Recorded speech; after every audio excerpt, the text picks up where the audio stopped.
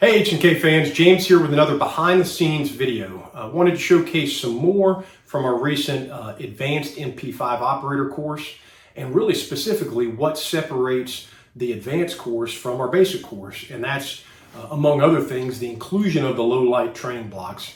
So we always throw as much as we can at the students, maximum reps, lots of different drills, but in the Advanced course we get more time. So we're actually running 12-hour blocks of instruction on both days, running day into night, and taking those skills that I think are a little easier to learn during the day.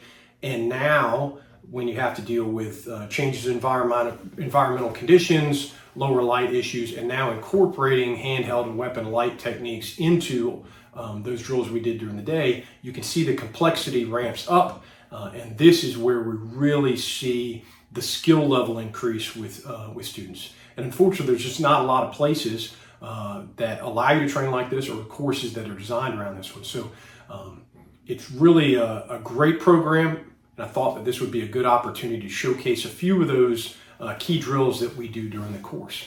So for the first one, this is actually one of my favorite group dynamic drills. You guys have probably done this before, or something similar to it when you've been maybe at an NFL or a college football game and everybody does the wave.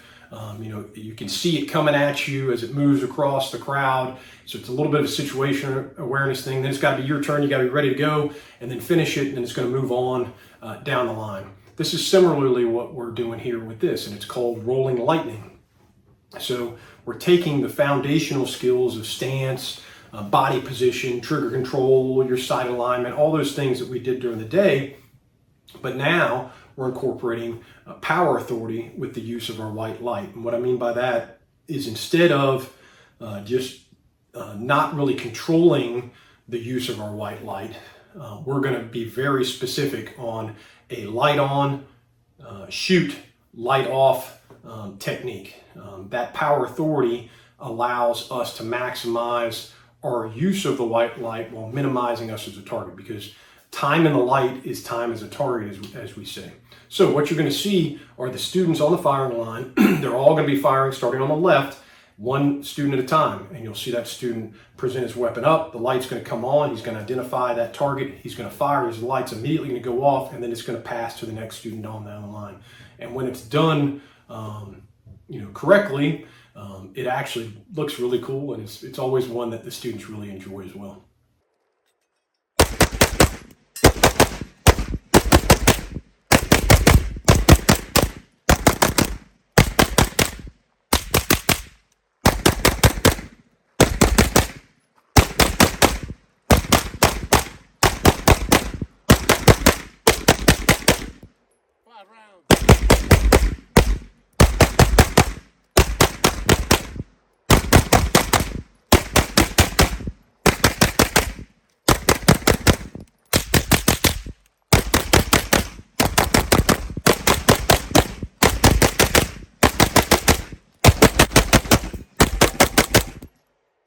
Okay, the next drill you're going to see is a search, fire, and transition drill.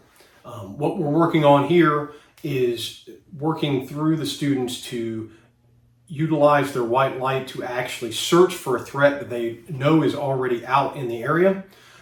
Once they've identified that threat, they're going to actually engage it with their primary weapon system. That weapon system is going to run out of ammo during the drill, so they're going to be forced to transition to a secondary weapon and then fire again. So you will see a very deliberate approach to, again, that power authority of the light comes on to search, the light goes out, present the weapon on a target, light comes on, fire, light goes out, then the transition to the secondary weapon, light comes on, fire, light goes out. Very, very smooth transition, building up the speed and confidence with the weapons. Search.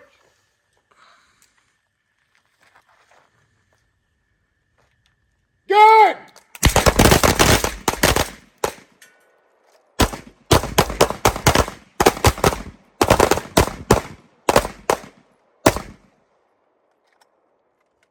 Okay, next up is one of my favorite skill drills that is aptly named the Humbler. Humbler because it's a very humbling drill to do. On paper, it seems very simple. It's firing from the 7 yards, firing both your primary weapon, and then transitioning to your secondary weapon, reloads on both, in a total time limit of 20 seconds.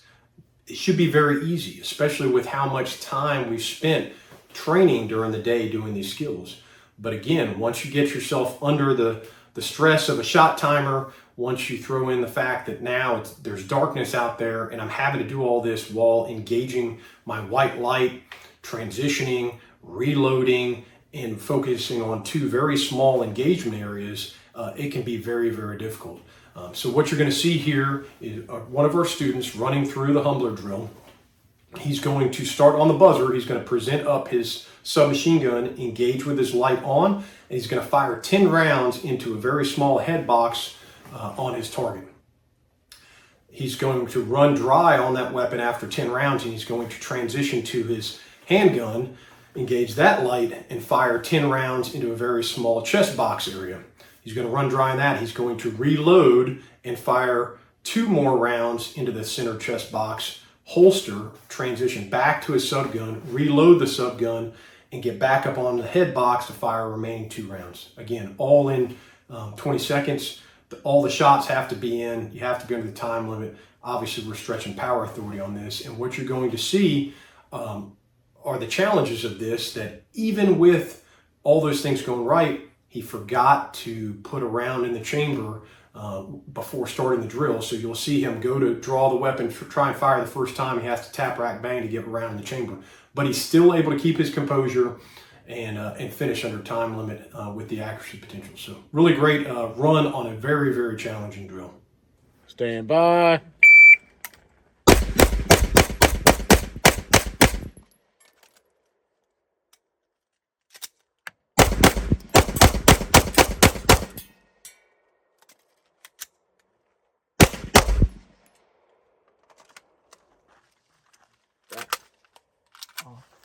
On 4.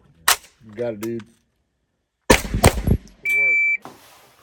On our next drill, we're going to work in, again, ramping up the challenge skill level for the students. And this is one we call a spatial reload drill. So now we're working in movement up to an initial firing point, engaging your white light correctly, firing accurately at that target. But now you're going to run out of ammo and have to transition to a barricaded position for cover while doing a reload on the move in the darkness. Once they're presented out to their stop point behind the barricade, they're going to use the barricade correctly with their white light technique, so they don't engage the white light in front of the barricade and end up backlighting themselves, and they'll engage a second steel target with multiple rounds. So again, very challenging drill to work through at night, but the students really start ramping up their confidence level, and we have them running through these multiple times. So this is a good run for the spatial reload drill. Run! Go, go, go!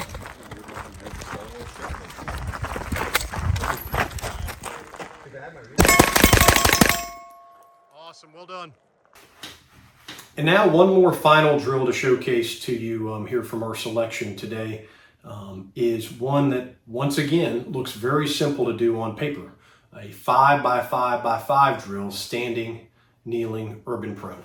So the students are positioned about 12 or 15 yards from a steel target in the darkness, and they will present their weapon up on command, engage their light on, fire, light off, firing 5 rounds onto that steel target as fast and as accurately as they can. Then they will immediately transition to a kneeling position, and again, light on, fire 5 rounds, light off, and then immediately transition to an urban prone position, and again, light on, fire 5 rounds, light off, trying not to backlight themselves off the ground.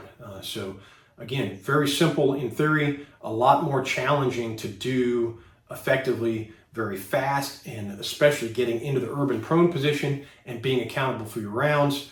This specific run is even more impressive because our student runs it on the full auto setting with a 5-round burst at each one of those specific movements. So it's pretty cool. Gun!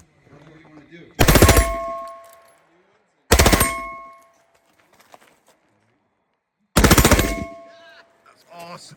Okay, well, I hope you enjoyed the video. As always, I am humbled to share my knowledge and experience with you. If you're in need of H&K service and support or unique training opportunities like this Advanced MP5 Operator course we were showcasing here today, give me a shout. That's what I'm here for. Thanks, guys.